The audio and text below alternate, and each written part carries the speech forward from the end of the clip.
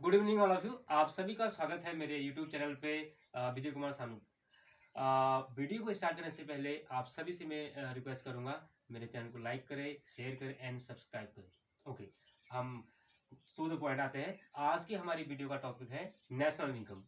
आप सभी बच्चों को मैं पुनः फिर एक बार आपसे कहना रिक्वेस्ट है मेरी कि मैं उम्मीद कर रहा हूँ आप सभी अच्छे होंगे और अपनी आगामी जो एग्ज़ाम आपके अपकमिंग है उनकी तैयारी कर रहे होंगे। तो इसलिए मैं चाहता हूँ कि इस बीच जब तक आपके एग्ज़ाम है, एग्ज़ाम तक कुछ ऐसी कंटेंट लेके आ रहा हूँ मैं आपको, छोटी छोटी वीडियो जो आपके एग्ज़ाम के लिए बहुत इंपॉर्टेंट होगी। आज का जो इंपॉर्टेंट टॉपिक है हमारा राष्ट्रीय आय, एक बहुत इंपॉर्टेंट टॉपिक है। हर एवरी ईयर ये आपके एग्जाम में आता है, चाहे वो प्री बोर्ड का एग्जाम हो, चाहे आपका बोर्ड का एग्जाम हो, हाफ ईयरली हो, एनुअल हो, सब में इससे इससे आपके दो टाइप के क्वेश्चन बनते हैं। एक बनता है आपका न्यूमेरिकल और दूसरा बनता है आपका थ्योरी। तो हम राष्ट्रीय आय आपका एक बहुत बड़ा टॉपिक है। इसके अंदर इसके कॉन्सेप्ट को समझेंगे, हम एक एक चीज को हम समझते हुए चलेंगे। तो वीडियो को स्टार्ट करते हैं। सबसे पहले हम समझेंगे कि राष्ट्रीय आय क्या होती है, किसी देश की राष्ट्रीय आय क्या होती है। अगर हम इसको डिफाइन करें एक शब्दों में तो हम कहेंगे किसी देश की अर्थव्यवस्था में, इस अर्थव्यवस्था में एक वर्ष में उत्पादित वस्तु तथा सेवाओं के अंतिम मौद्रिक मूल्य को हम राष्ट्रीय आय कहते हैं। अब प्रश्न यह है कि राष्ट्रीय आय से हमें क्या प्राप्त होता है। बच्चों, राष्ट्रीय आय की जब हम गणना करेंगे तो उसे हम ये पता करेंगे कि एक देश एक वर्ष में वस्तु और सेवाओं का कितना उत्पादन कर रहा है, वो कितना जीडीपी उसकी इंक्रीज हो रही है। तो इसी के अंदर हम जीडीपी, जीएनपी और एनएनपी सारे चीजों को एक साथ लेके चलेंगे। अब विस्तार से हम पढ़ेंगे तभी जाके हम प्रत्येक कॉन्सेप्ट को आपका क्लियर करेंगे। तो हमने इसको डिफाइन कर लिया है राष्ट्रीय आय क्या है। अब आगे हम देखेंगे कि राष्ट्रीय आय से जुड़े हुए प्रमुख मूल्य जो हमारे मुद्दे हैं, बिंदु है, कौन कौन से हैं। तो जब भी हम राष्ट्रीय आय की गणना की बात करते हैं तो दो आधार पर राष्ट्रीय आय की गणना की जाती है। ठीक है। राष्ट्रीय आय की गणना की विधि की बात करेंगे हम कि किन किन आधारों पर की जाती है। जब भी हम राष्ट्रीय आय की गणना की विधियों की बात करें तो दो आधारों पर हम राष्ट्रीय आय की गणना की जाती है। पहला है आपका फैक्टर कॉस्ट और दूसरा होता है आपका मार्केट प्राइस। मार्केट प्राइस पहला आपका जो आता है साधन लागत आता है। इस साधन लागत पर हम बात करेंगे राष्ट्रीय आय की। और दूसरा आपका आता है बाजार मूल्य। बाजार मूल्य, इन दोनों आधारों पर हम राष्ट्रीय आय की गणना कैलकुलेशन करते हैं। अब सबसे पहले हम समझेंगे कि साधन लागत क्या है और बाजार मूल्य क्या है। एक शब्द में अगर हम कहें शॉर्ट में कि साधन लागत क्या होती है। साधन लागत वह लागत होती है जिसमें एक उत्पादक द्वारा वस्तु के उत्पादन में किए गए संपूर्ण खर्चे को शामिल किया जाता है। जैसे जब भी हम किसी वस्तु, सपोज करिए हमें किसी वस्तु का निर्माण करना है, उस वस्तु के निर्माण में जो खर्चा आता है, हमारा जो लागत लगती है, जैसे प्रमुख जो साधन जो हमारे उत्पादन के साधन है, जैसे आपका आ गया भूमि, श्रम, पूंजी इत्यादि। ये तमाम जो हमारे भूमि, श्रम, पूंजी है, इन पर जो एक फर्म अपना खर्च करती है, उस खर्च को ही हम साधन लागत में ऐड करते हैं। तो ये हमारा होता है साधन लागत। एक सरल शब्दों में कहे, आसान शब्दों में। आई होप आपको ये साधन लागत का कॉन्सेप्ट समझ में आ गया होगा। एक बार पुनः आपको रिवाइज कर देता हूँ। साधन लागत वह लागत होती है जिस पर कोई एक उत्पादक उत्पादन के दौरान जो भूमि, श्रम, पूंजी पर अपना व्यय खर्च करता है, इन्वेस्टमेंट करता है, उस खर्चे को ही हम साधन लागत पर शामिल किया जाता है। अब दूसरा कॉन्सेप्ट है आपका बाजार मूल्य, मार्केट प्राइस, जिसको हम बोलते हैं मार्केट प्राइस, यानी कि बाजार मूल्य। बाजार मूल्य, अब हम जानेंगे बाजार मूल्य क्या है। बाजार मूल्य वह मूल्य होता है जो एक क्रेता द्वारा किसी वस्तु या सेवा को खरीदते समय विक्रेता को जो वस्तु और सेवा के बदले मूल्य चुकाया जाता है, वही हमारा बाजार मूल्य होता है। इसको हम एक उदाहरण के माध्यम से समझेंगे। सपोज करिए एक व्यक्ति मार्केट जाता है, मार्केट गया और वहां से उसने एक स्टेशनरी का सामान खरीदा। स्टेशनरी, अब ये एक पर्सन है ए जो आपका मार्केट गया और आपका स्टेशनरी का सामान खरीदा। तो इसके ए द्वारा जो स्टेशनरी का सामान खरीदा गया है और जो आपका विक्रेता था, उस विक्रेता द्वारा उसको स्टेशनरी का सामान दिया गया। तो सामान के बदले में जो मूल्य उसने दिया है, मूल्य चुकाया है, वही आपका बाजार मूल्य कहलाता है। ठीक है। तो इस दोनों में बस मेन डिफरेंस यही था। बस एक थोड़ा सा एक कॉन्सेप्ट और समझना है इनमें। जब भी हम साधन लागत की बात करते हैं, फैक्टर कॉस्ट की, इसमें हम क्या करते हैं, इसमें हम तमाम भूमि श्रम पूंजी को तो शामिल करते ही हैं, लेकिन इसमें जो चीज शामिल नहीं होती है वो इसमें एक जो सबसे इम्पोर्टेंट चीज है वो है आपका सब्सिडी। सब्सिडी यानी कि अनुदान। सरकार द्वारा हमें कई अनुदान दिए जाते हैं, तो उस अनुदान को हम बाजार मूल्य में शामिल करते हैं, सॉरी साधन लागत में हम शामिल करते हैं। लेकिन जो एक फर्म द्वारा टैक्स चुका जाता है, कर जिसे बोलते हैं हम टैक्स यानी कि कर, हमेशा जो टैक्स रहेगा उस टैक्स को हम साधन लागत में शामिल नहीं करेंगे, लेकिन जो सरकार द्वारा हमें अनुदान दिया जाएगा उसको हम इसमें शामिल करेंगे। ठीक है। अब दूसरा कॉन्सेप्ट है आपका बाजार मूल्य। बाजार मूल्य में हम अगर हम साधन लागत को बाजार मूल्य में अगर हम देखें तो उसमें हम क्या करते हैं, जो हमारे द्वारा जो टैक्स दिया जाता है इसको हम ऐड कर दिया जाता है उसमें। बस ये इसमें एक मेन डिफरेंस था। ठीक है। अब हम बढ़ेंगे अपने अगले टॉपिक की ओर।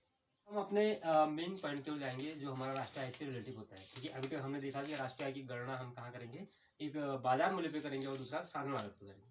अब जब भी हम राष्ट्रीय आय की बात करते हैं तो दो टॉपिक हमारे सामने मेनली लेके आते हैं, और ये हमारे क्या होते हैं, एग्रीगेट्स होते हैं। हमारे जो नेशनल इनकम के एग्रीगेट्स होते हैं ये होते हैं। तो दो मेनली होते हैं। पहले जब भी हम राष्ट्रीय आय की बात करेंगे तो पहला आएगा हमारा घरेलू उत्पाद।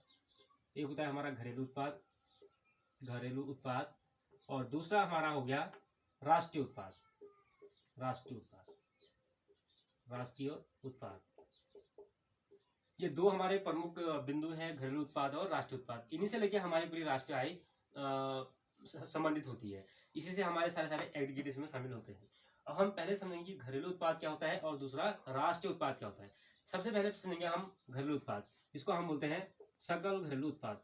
इसको हम सकल घरेलू उत्पाद भी कहेंगे, सकल घरेलू उत्पाद। सकल घरेलू उत्पाद हमारा, पहले हम सकल घरेलू उत्पाद को समझेंगे। इसमें हमारे मेन टॉपिक क्या क्या आएंगे। तो इसको हम बोलते हैं आपका जीडीपी। यही आपकी पहला एग्रीगेट आपका जीडीपी है। इसको आप बोलते हैं हम gross domestic product, gross domestic product. Gross domestic product क्या होता है और राष्ट्रीय उत्पाद क्या होता है, इन दोनों में पहले हम मेनली डिफरेंस मिलेंगे। सबसे पहले समझेंगे हम सकल घरेलू उत्पाद। सकल घरेलू उत्पाद क्या होता है, अगर हम इसको परिभाषित करें तो हम कहेंगे किसी देश की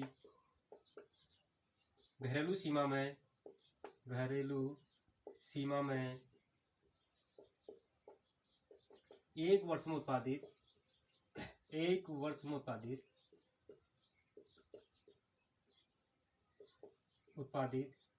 देशी तथा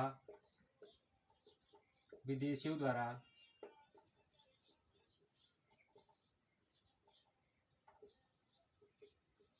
वस्तु तथा सेवाओं की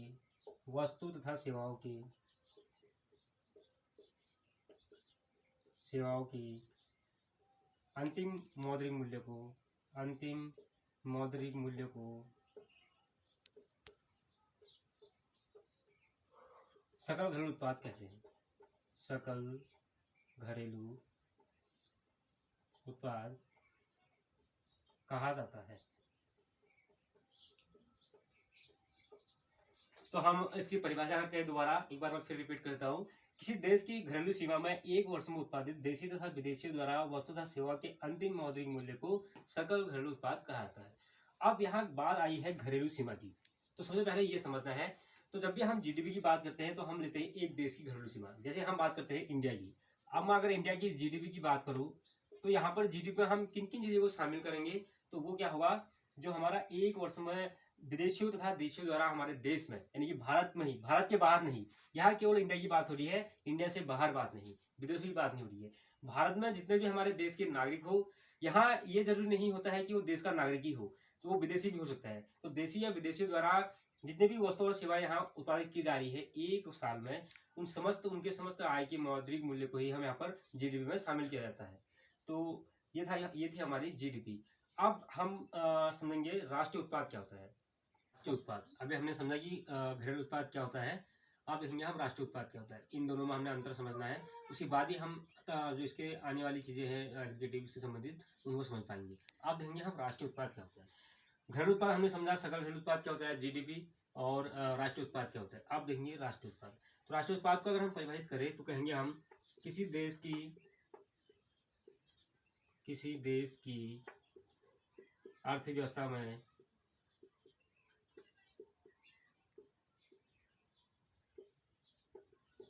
देशी नागरिकों द्वारा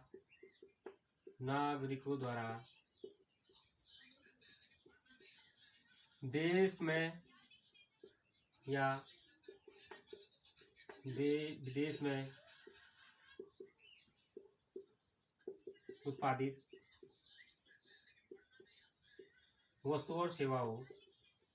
वस्तु एवं सेवाओं के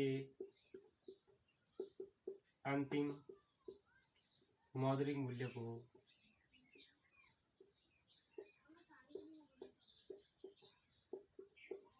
राष्ट्रीय उत्पाद कहा जाता है। राष्ट्रीय उत्पाद कहा जाता है।